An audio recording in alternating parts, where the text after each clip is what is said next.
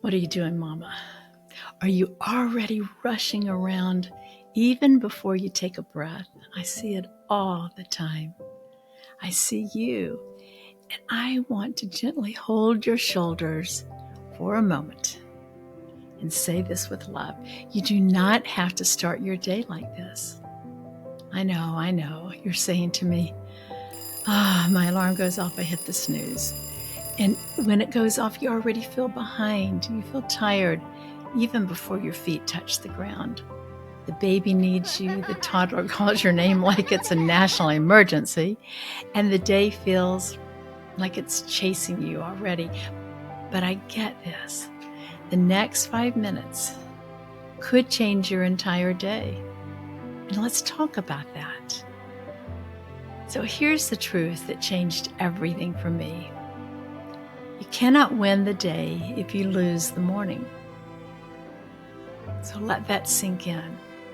You cannot win the day if you lose the morning. Now I can hear you saying, Debbie, I have a nursing baby. I have toddlers who wake with the birds. What exactly am I supposed to win here? And that's why I want to tell you what winning the morning actually means for a real mom, not for a Roman emperor, not for an influencer with a nanny, but for you, because you're a real mom living out your real life. And let me share something from my own years of raising little ones, and 9 of those years were lived as a single mom. And the reason I want to share it is because I really lived it. When my children were young, I woke up before they did, even when they were little tiny babies, every single day. And if the children started waking earlier, then I woke earlier. Not out of pressure, but out of a deep knowing that if I conquered my morning, I could conquer my whole day. My routine was simple. I woke up, put a load of laundry in the washing machine, made my coffee, sat down in my same little corner of the house, so that while the laundry washed, I had my quiet time with the Lord. My breathing slowed, my heart centered. My spirit settled before the house began to stir. And when the machine finished, I moved the clothes into the dryer, and that was it. My laundry was done for the day, and this was before anyone was awake. And I felt like I had already won something, and I had. And here's something even deeper for me. Because for me, it was never about just conquering my morning so that I could conquer my day, even though that was a huge benefit. It went far deeper than productivity or efficiency. I desired to spend those quiet moments in the presence of the Holy One, and I wanted to do it by myself. Now, sometimes I did it with a nursing baby on my lap. But before the chatter, before the diapers and the dishes, before the world needed anything from me, I wanted my first thoughts to belong to God. I wanted my first thoughts to be of Him. And you know who comes to mind is the Proverbs 31 woman, who is just such a huge role model for me. Scripture says she rose while her household was still sleeping. She was not trying to impress anyone. And when she did not do it because she had something to prove, but because there is something sacred about meeting the day before the world wakes up. I still do it today at 71 years old, even though I live by myself with my little puppy. There is something so holy about greeting God before you greet anyone else. Before I put my feet on the ground, I am reading the psalm for the day. The early rising was not about performance. It was about presence. It was communion. It was aligning her heart before she aligned her home. And that was my longing too, to wake early so I could be with Him, to let my soul rest in His presence before the needs of the day pressed in. And that longing, it carried me. It steadied me. It softened me. It rooted me in a peace that stayed with me throughout the noise and the needs and the beautiful chaos of motherhood. And part of why I could rise early is because I made another choice. I went to bed early every night. Yes, some nights at 7:30. And I know that meant that I missed out on some things.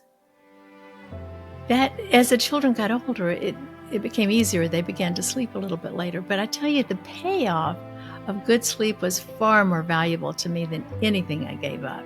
To me, nothing tasted as good as a good night's sleep. A rested mama is a different mama. You know that in your bones. Going to bed early gave me the strength for early mornings, and early mornings gave me peace and strength for the day. And so when I talk about winning the morning, I am speaking from lived experience, from the years where little hands were pulling at me from sunrise to sunset. Now, let's get back to you, because your morning can shift even if everything around you feels messy or unpredictable. I want you to consider going to bed earlier. The ancient thinkers understood something we have forgotten. How you begin your day shapes everything that follows. We're going to talk about how ending your day also shapes everything that follows. We'll do that in another talk. But Marcus Aurelius ruled an empire and still got up early. He did not hit snooze. He did not say he would start tomorrow. He began his day with intention. So listen, I'm not asking you to become a Roman emperor, although if your teenager ever volunteers to fan you with palm leaves, just let them go ahead and do it.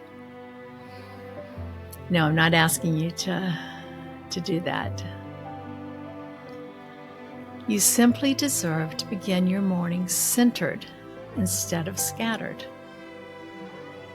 And here is what winning the morning looks like. It's 5 minutes, not a perfect routine, not silence, not a full workout, just 5 intentional minutes before you give yourself away to everyone else. 5 minutes. And yes, those minutes might happen while you nurse the baby or while your toddler crawls over you like a mountain goat. Now, hopefully you can get your schedule so that you're up before the toddler. But that's fine. Real motherhood is where it really counts. And in those 5 minutes, I want you to do 3 things. I want you to take 3 deep breaths and thank God for this new day. Anything that you can think of that you can thank Him for. Name one thing you're grateful for in this season, even if this is a changing or challenging season. I go out for my morning walk every morning. It was 16 degrees this morning, felt like 9 degrees. I was still thanking God for the beauty of the earth. Set one intention for how you want to show up. Patient, peaceful, present, anything you know you need. 3 breaths, 1 gratitude, 1 intention, and you just won your morning. Now for me, reading those Psalms, reading my scripture verses for the day is always essential for me in the morning. See if you can get that to be a part of your schedule as well. Most moms lose the battle because they think winning the morning means that everything has to be so quiet, or it means everything needs to look like Instagram. No. I know with little ones that's just not realistic.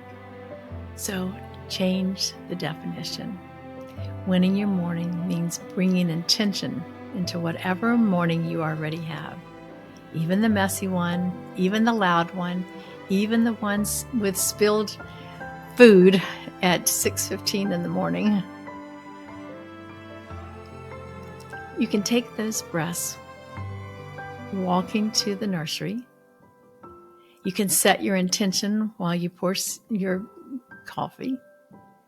You can whisper your gratitude while holding your baby. And this is choosing your response instead of letting the chaos choose it for you. Think about that. You're choosing your response. And so here's what I've learned from 71 years and from raising my own children. The most overwhelmed moms are not the ones with the most to do. They are the ones who start the day already in reaction mode. They're ready to just defend themselves all day long or to react to every situation. When you wake up behind, you move through your morning with tension, you snap sooner, you feel guilty faster, and by 9 o'clock, you are counting down to bedtime. Well, maybe 7 o'clock, 6 o'clock, no. But when you win your morning, something beautiful happens. Your first response is softer, your voice is gentler, your home feels calmer, your children settle more easily because you are settled. And that is the quiet power of 5 intentional minutes. I want to challenge you this week, starting tomorrow morning. Try this, set your alarm just 5 minutes earlier. And before you check your phone or start your to-do list, take those 3 deep breaths, thank God, name your gratitude, set your intention. And I implore you to make time to read the Psalms and other scripture verses before you start your day. Then you can get up and begin your day. And by mid-morning, you will feel the difference because you started with intention instead of reaction.